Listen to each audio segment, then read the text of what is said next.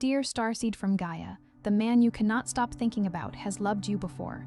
Not once, not twice, but across 47 different lifetimes. And your soul already knows this truth. I am Ophelia, emissary of the Galactic Federation of Light, and that carry this transmission directly to you from the Arcturian Love Council, who have watched your sacred bond across centuries of time and asked me to find you in this exact moment. This is not coincidence. This is not chance. You did not stumble upon this message. Your heart called it in, because somewhere deep inside you, you have always known that what you feel for this man is not ordinary love. It is ancient. It is written in the stars you both came from. You didn't find this video by chance. Your heart called this message in. By the end of this transmission, you will understand exactly how to recognize the divine soul contract between you and this man, why the pull you feel toward him defies every logical explanation, and how to align with the sacred reunion the Arcturian Love Council sees already unfolding for you. But here's the first revelation. The reason separation hurts so deeply is not weakness. It is memory. Your heart is grieving across all 47 lifetimes at once, and that grief is not a wound. It is proof of how real this love has always been. This is not content. This is a transmission. Something in your soul is ready to remember. Like this transmission to affirm to the universe, my heart is ready for divine love. Comment 1111 if you feel the truth of these words landing in your chest right now. Subscribe if you are on the twin flame path and you are done running from the love your soul has always been moving toward. This is not just a message, it is a moment of divine intervention. The Arcturian Love Council is speaking to you across time itself, and your soul has been waiting for this guidance. Your heart knows why you are here, and yet here you are, carrying the weight of someone you cannot explain, someone whose absence feels like a missing limb, a phantom sensation that lingers even when the body is whole, someone whose voice, even in memory, does something to the frequency inside your chest that no logic has ever been able to account for. It's a resonance, a vibration that bypasses the intellect and speaks directly to the core of your being. You've tried to rationalize it, to dissect it with the sharp scalpel of reason, to file it away under unexplained phenomena. You've tried to move on, to reroute the currents of your life away from this magnetic pull. You've told yourself it was obsession, a mere infatuation born of unmet needs or perhaps immaturity, a childish clinging to an impossible dream. You've reasoned that it's simply the human heart, in its infinite capacity for longing, doing what human hearts do when they yearn for something that seems just beyond their grasp. A mirage shimmering on the horizon of possibility. But deep within you, there's a quiet, ancient, unshakable part that has always known the truth.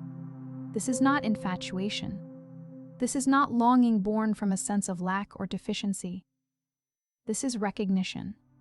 A profound and undeniable knowing. This is your soul, the eternal essence of who you are, remembering someone it has loved across the vast expanse of time and space. Loved before you even had a name for what love was, before the concepts of attachment and possession even formed in the nascent consciousness of this lifetime. What you just felt, that quiet ache intertwined with an irrefutable sense of recognition, is not sadness. It is your soul's frequency, the unique vibrational signature of your being, remembering what it came here to receive, what it has always yearned to harmonize with.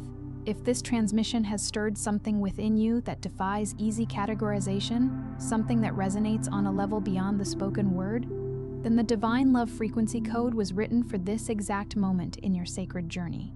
It is a compendium of 5 sacred Arcturian transmissions, ancient celestial transmissions imbued with the wisdom of star beings, specifically designed to dissolve the energetic wounds that currently act as barriers, blocking your divine counterpart from reaching you, and to amplify the luminous signal that draws them closer, making your energetic signature unmistakable.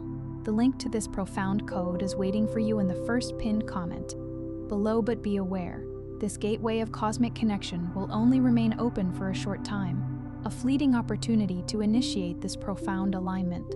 Now, let us turn our gaze towards the heart of the matter, the crucible where many of you have found yourselves, the struggle. Because the struggle is real, palpable, and it deserves to be seen with clarity and compassion, not spiritualized away into abstract lessons. nor dismissed as a cosmic inconvenience you should be eternally grateful for. The struggle is undeniably real because the love you are seeking, the connection you feel, is equally, profoundly real, and this is the very first truth that most souls embarking on this path are never honestly told. They are handed beautiful, polished tools for healing, often without being clearly shown what they are actually healing from. They are encouraged to ascend, to raise their vibration, without a clear understanding of what ancient energies or subconscious patterns have been subtly, or not so subtly, lowering it. They are advised to trust divine timing with a gentle, knowing smile, without being granted a single, honest, heart-to-heart conversation about what divine timing actually costs a human heart. The quiet price it asks in patience, endurance, and unwavering faith. So let us finally have that conversation now. Because you have been carrying this profound longing, this weighty burden of unspoken truth, for long enough to genuinely deserve the unvarnished reality. Most souls who experience this specific, soul-deep longing, this bone-deep ache for a connection that feels not just familiar, but cosmically, intrinsically known, are not struggling because they haven't diligently engaged in enough inner work.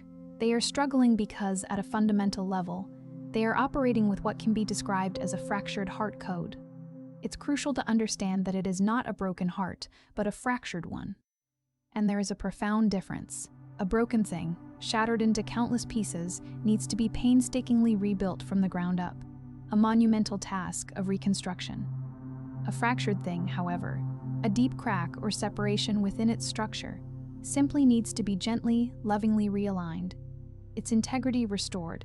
And this fracture, this energetic misalignment within the heart's code, almost invariably traces back to the same ancient source. Somewhere deep within your energetic memory, etched into the subtle layers of your soul that hold the indelible impressions of every lifetime you have ever lived, there exists a wound surrounding love that was never fully resolved. It could be a singular moment, a sharp turning point, or a series of many such moments where love arrived like a radiant dawn only to recede into the shadows of absence. Where love was a palpable, vibrant presence, and then, with a silence that screamed, it became an unbearable void. Where the very person, the soul essence, that your own soul recognized with an instinctive certainty, vanished before the narrative of your shared story could be brought to its natural, fulfilling conclusion. And your heart, being the extraordinary, sensitive, and infinitely capable instrument that it is, recorded every single detail of these profound experiences. Every departure, no matter how subtle or abrupt, every prolonged silence that spoke volumes of unspoken loss, every goodbye that arrived without so much as a whisper of warning, leaving you adrift in its wake. And over the vast tapestry of lifetimes, this ingrained record began to play on an endless, repeating loop. Not because your heart is inherently broken or flawed, but because your heart is profoundly loyal, because it remembers with an unwavering fidelity, and because, in its deepest essence, it has been waiting, sometimes unconsciously, a subconscious yearning, sometimes with every conscious breath, a fervent prayer for the moment when the story finally gets to conclude differently, when the echo of loss is finally replaced by the symphony of reunion. But here's the subtle, often unseen consequence of that profound loyalty. When it remains unexamined, when its roots are left undisturbed, it begins to construct invisible walls, which it mistakenly identifies as protection. It begins to conflate a cautious hesitation with true wisdom. It develops an entire, intricate internal architecture, a complex defense system designed with the express purpose of preventing the deep pain of another departure. And in its fervent execution of this defense, it inadvertently, tragically, creates the very distance it was so desperately trying to shield itself against. You may tell yourself that you are open. You may genuinely feel open, engaging in affirmations, performing your healing work with diligence, and harboring a sincere and heartfelt desire for love. But somewhere beneath that surface layer of openness, beneath the well-intentioned practices and the genuine yearning, there is a subtle, persistent frequency running through your energetic field, a whisper that broadcasts a profoundly different message. It softly yet insistently says, "They always leave." It echoes with the fear, "I cannot afford to be this completely seen." It warns with a desperate plea, "If I let them all the way in, I will lose myself, or I will lose them." and I simply cannot survive that devastating experience again. This whisper, this internal chorus of apprehension, is not a sign of weakness. It is the collective voice of every lifetime your heart has loved with incandescent passion, experienced profound loss, and then, in its resilience, refused to forget. And until that voice is truly heard, not silenced, not suppressed, not argued with, but genuinely, deeply heard and acknowledged, it will continue to broadcast its ancient transmission. And your divine counterpart, the very soul your own soul is calling toward with such intensity, will feel that dissonant signal long before they can perceive the radiant beacon of your love. This is precisely why you may observe a pattern where individuals draw incredibly close, only to inexplicably pull back.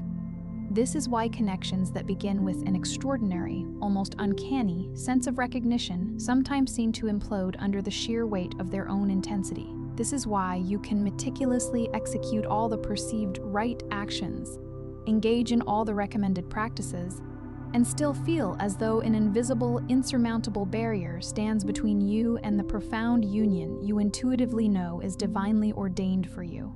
This is not the universe capriciously punishing you. It is not a sign that you are fundamentally unworthy or spiritually unready. It is a signal, a precise, intelligent, spiritually encoded message, a beacon of divine communication, telling you that the ancient wound is now ready to be seen, acknowledged, and healed. That the energetic fracture within your heart code is prepared for realignment, that you have at last arrived at the exact, pivotal point in your soul's magnificent journey where love, in its purest form, does not have to inflict pain in order to feel unequivocally real. And now, we arrive at the keys, the sacred implements that will unlock the door and allow this divine reunion to unfold. Because this, truly, is where the door not only begins to open, but where you find yourself holding the power to swing it wide. The first key is the one that almost no one willingly reaches for, because it demands an act of courage that feels impossibly vulnerable. It asks you to believe not just as an intellectual concept you recite, not merely as a comforting spiritual ideal you occasionally entertain, but to believe with the deepest, most resonant chamber of your heart, to genuinely, unequivocally believe that you deserve this, that you deserve a love of this profound magnitude, the soul-stirring depth, that a soul who has loved you across 47 lifetimes, or perhaps even more, is not merely a whimsical fantasy your mind conjured to fill the void of loneliness, but an enduring, undeniable truth your heart has always intrinsically carried. Unworthiness is arguably the most ancient wound in the collective human experience. And for souls like yours, navigating the intricate currents of sacred union, it runs particularly deep. This is because you have loved with absolute fullness before. You have given your entire being, your complete essence before. And in lifetimes past, that radical fullness of giving was sometimes met not with reciprocation, but with profound loss, with devastating betrayal, with the soul-shattering confusion of being deeply, intimately seen, only to be just as deeply, irrevocably abandoned. And in the aftermath of such profound wounding, some part of your being, operating from a place of survival, decided without your conscious awareness that perhaps being loved so completely, so vulnerably, was simply too dangerous, that perhaps the safest course of action was to desire it only from a careful, guarded distance, to believe in its possibility for others, but to withhold that full, unreserved belief from yourself. Not quite, not fully, not yet. The very moment you choose to turn this potent key, something within your energetic field shifts with immediate, palpable effect. Not because you have magically fixed anything, but because you have, at long last, granted your own heart the sacred permission to cease apologizing for its own magnificent depth and its boundless capacity to love. The second key is the one that fundamentally transforms how you perceive him, your divine counterpart. Your divine counterpart. Their soul, your own soul, has recognized across the countless eons of lifetimes, is not arriving on the scene to complete you.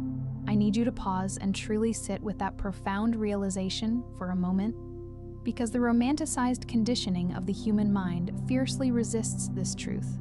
Every story, every myth, every cultural narrative you have ever absorbed about love implies that the other person is the missing piece, the final element required to make you whole. But sacred union, in its most authentic and powerful form, does not operate on this principle of deficit. Sacred union is not about two incomplete halves striving to become one whole. It is about two intrinsically whole beings recognizing the radiant essence of the other, and that recognition, that electric, sometimes disorienting, primal feeling of "why do I feel like I've known you forever?" is not something they magically conjure within you. It is a resonance, a vibration, something you were already carrying within your soul's deep wellspring, and their presence merely acts as a catalyst, calling it forth, drawing it to the surface of your awareness. When you truly grasp this profound understanding, when you consciously shift your gaze from looking at him as the ultimate answer to your perceived lack, and instead begin to recognize him as a living, breathing mirror, everything transforms, because mirrors by their very nature reflect back only what is already present within the observer. And if you have been diligently engaging in your inner work, if you have been healing those deep fractures, consciously releasing the inherited patterns, and courageously reclaiming the fragmented parts of yourself that previous heartbreaks may have caused you to abandon, then what he will inevitably mirror back to you is not more pain, not more longing. It is wholeness. It is the boundless love you have been so generously extending to everyone else, finally circling back in a divine act of cosmic symmetry to find its original source, you. The third key is the one that demands the most profound and unwavering courage, because it asks you to consciously and intentionally let go of what was never truly meant to remain. You are, energetically speaking, carrying relationships within your energetic field that have already reached their natural conclusion. Some of them within the confines of this current lifetime, and others echoes from previous existences. These are connections that were undeniably real, that held immense significance, and that shaped you in ways that continue to resonate within your very physical form. And within the fabric of those past connections, there were agreements made, some spoken aloud, but the vast majority unspoken, that have never been formally dissolved or energetically disentangled. Your vital life force energy, your precious soul currency, is still being allocated to people and patterns that your soul has, in its evolution, already outgrown. This is not an exercise in blame or recrimination. It is not about attempting to erase the profound meaning and impact those connections undoubtedly held. It is about understanding a fundamental energetic truth, that your energy is finite, a precious and limited resource, and love, genuine, sacred, open-hearted love, requires your absolute, undivided presence. Every energetic cord that remains tethered to a past that has unequivocally passed is a cord that is, by definition, not yet connected to the radiant future you are actively, consciously calling into being. Releasing these energetic cords is not an act of betrayal, neither to the past nor to yourself. It is an act of profound completion. It is you honoring the sacred energetic contract by acknowledging that it has fulfilled its divine purpose, and consciously, lovingly, and finally closing that particular chapter, thereby creating the necessary space for the next, luminous one to begin to unfold. The fourth key is perhaps the most profoundly misunderstood gift the universe consistently offers, and its sacred name is timing. Not timing as a mere platitude, a comforting phrase to soothe the ache of longing, not as a way of simply saying, "Be patient and wear a brave smile through your yearning," but rather, timing as a genuine, intelligent, spiritual force operating with perfect precision beneath the surface of what your current, limited perception can fully grasp.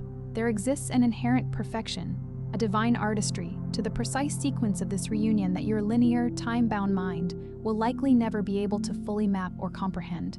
And attempting to impose your limited understanding of sequence onto this divine orchestration is one of the primary ways souls on this path inadvertently exhaust themselves into a state of energetic disconnection. The divine timing of sacred union is not arbitrary, nor is it random. It is exquisitely precise. It accounts for the individual stage of healing and growth that both souls are currently experiencing. It meticulously considers the external conditions that must be harmoniously aligned to provide a solid, fertile ground upon which this profound union can securely flourish. It factors in the internal readiness of each heart to not only receive, but also to hold the immense power and responsibility that this profound level of love actually demands. Because divine love, in its purest form, demands everything. Not in a way that diminishes you or seeks to break you, but in a way that calls you forth to expand exponentially beyond every previous version of yourself. And that level of profound expansion, that soul alchemy, takes time. Not the punishment of time, not the agonizing stretch of waiting in futility, but sacred, intentional, evolutionary time. The very moment you cease fighting against the divine schedule and begin to trust the profound intelligence that orchestrates it, something within your very being begins to relax. A deep cellular release that may not have occurred in years, perhaps even lifetimes.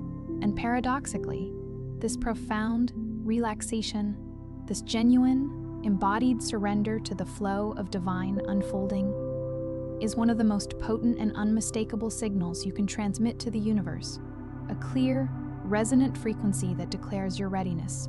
The fifth key is the one that ultimately renders everything else inevitable. The catalyst that transforms possibility into undeniable reality. It is the profound act of becoming the frequency, not as a superficial performance, not as a mere manifestation technique you layer on top of unhealed emotional wounds, but as the genuine, integrated, fully embodied reality of a soul who has diligently done the inner work and has arrived at a place of authentic, magnetic wholeness. Divine love, in its purest form, does not respond to desperation. And I say this with the deepest wellspring of compassion, because desperation is simply love that has nowhere to land, a frantic energy seeking an outlet. But the signal of desperation, when it is broadcast through your energetic field, creates a powerful frequency of energetic incompleteness, a vibrational void that actually repels, rather than attracts, the very thing it is desperately reaching for. The fundamental shift occurs when you begin to consciously live as if the love you seek is already true, already a present reality. Not as an act of delusion or a denial of your current circumstances, but as a deep, unshakable knowing that what is intrinsically written in the soul's divine blueprint cannot be permanently prevented, only temporarily delayed, and that the delay effectively ends the precise moment you stop living in the future, tense of when, and begin fully inhabiting the present moment with every fiber of your being. When you truly embody love, when you begin to offer yourself the very tenderness and compassion you have been reserving exclusively for him, when you allow yourself to feel genuinely safe and secure within your own presence, when you consciously cease putting your entire life on hold, waiting for a union that has not yet physically manifested, your energetic frequency undergoes a profound transformation, and like attracts, like. Frequencies, without exception, always find each other. Always. The sixth key arrives quietly, often disguised within the very moments you have been misinterpreting as abandonment or cosmic rejection. It appears in the separations, the profound silences, the inexplicable distances that seem to materialize between souls who clearly, undeniably belong together. Every perceived separation on the arduous yet sacred path of twin flame or soulmate union is, in reality, a divinely orchestrated preparation. It is the universe meticulously creating the exact, precise conditions under which both souls will be fully capable of receiving the extraordinary gifts they are being given. Separation is not evidence that the connection was flawed or incorrect. It is, far more often, the most powerful evidence that it is profoundly right. Because only a love of this immense magnitude possesses enough gravitational pull, enough cosmic significance, to make its temporary absence feel like the absolute end of something fundamental to your very existence. The distance you experience is not a punishment. The distance is the crucible, the sacred forge. And what is being meticulously forged and refined within its intense heat, within both you and within him, is the most evolved, most resilient, most capable version of yourselves. The version that will finally be able to hold this immense sacred love without shattering beneath its glorious weight. The seventh key is the one that opens the door from the inside, and it can only ever be opened from the inside. Every other key we have discussed has been meticulously preparing you for this singular, pivotal moment, the moment when you finally realize that you have been standing before a door that was never, in truth, locked from the outside, that the only thing that ever stood between you and this profound reunion was a part of yourself that had not yet given itself full, unconditional permission to receive it.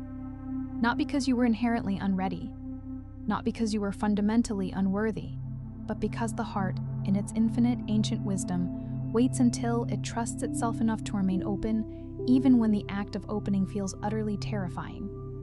this is that moment. If you have journeyed with this message, if something deep within you has been resonating, nodding in agreement, not just on an intellectual level, but in that profound, often silent place behind your ribs where the oldest, most primal truths reside, then the door is already in motion, already beginning to yield. You do not need to force it. You do not need to strive to earn it. You only need to consciously, intentionally stop holding it closed. Here is what is unequivocally true about you. The immense love you have been carrying within your being is not a wound to be healed. It is a divine gift waiting to be unwrapped and shared. The persistent nature of your longing is not a sign of weakness, but rather the inherent intelligence of a soul that knows with absolute certainty what it came here to experience and absolutely refuses to accept anything less. With every lifetime you have shared love with this soul, something sacred between you has grown more refined, more conscious, more exquisitely capable of genuine, unadulterated union. You are not starting over from scratch. You are arriving, with immense wisdom and grace, at the destined culmination. The ache you've been feeling so acutely is not the sensation of someone whom love has forgotten. It is the palpable feeling of someone whom love is moving toward with the full, unwavering force of cosmic intention and divine will. And it is moving toward you right now. Through every act of healing you have courageously chosen, through every invisible wall you have quietly begun to soften and dismantle, through every single moment you chose to remain open, when closing would have been so much easier, so much less vulnerable. Before you scroll, take a moment and leave something real in the comments. Not a performance, a truth. One thing you are ready to release or one thing you are finally ready to receive. Then find someone else's comment and respond to it with love. Not because it's kind, though it is, but because love that is given freely always returns to the one who gave it. This is not a comment section. This is a field. And every heart that shows up in it expands what is possible for every other heart here. If this message reached something inside you that needed to be reached, share it. Someone you know is walking this exact path tonight and wondering if anyone else understands what they are carrying.